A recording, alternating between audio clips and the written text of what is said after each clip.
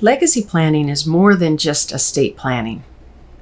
Your legacy is bigger than your balance sheet. It includes your values, the lessons you've learned, the things you know, the things that you have received from your parents and grandparents that you want to pass on to your kids and grandkids.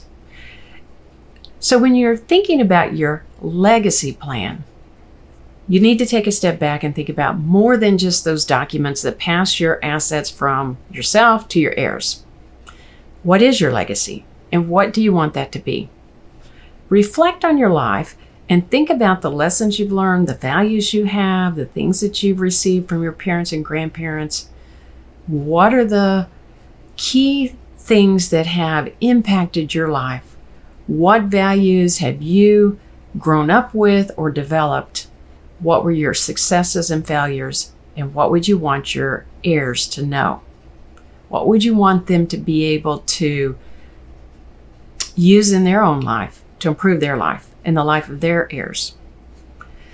After you think through that, it's important to begin to, jot some of that down. It's easy to forget things.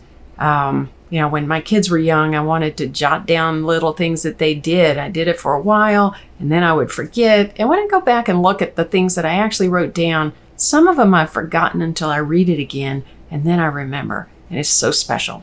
So you want to start writing down some of those things so that you don't forget what you're thinking. But then to pass it on to the next generation, you want to actually document it in a way that you want to pass it on. And that could be a lot of different ways. You could just take out your phone and record yourself talking just like I'm doing. You could begin to write letters or write a book or create.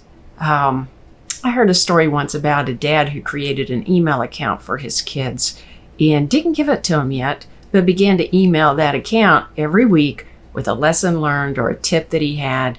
And I love that idea. It's not anything that I did because by the time I learned of it, they were grown. Maybe I should start that now though, because there's still lessons to pass on.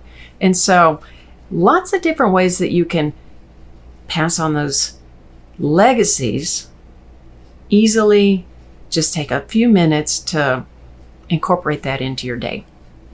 And then last but not least, you want to think about those documents. Go back to the documents and think about, based on what you're thinking and the values you want to pass on, are there any changes that you need to make? Do you need to adjust some of the timing of when, investments or assets or whatever the case may be are inherited?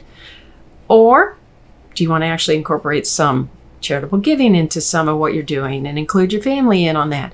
These are some of the questions you want to ask yourself. Go back to your documents, make sure that that lines up with the legacy that you want to leave. All of this is very important because it's going to make the most impact on your family. And so with that, I wish you the very best in your retirement.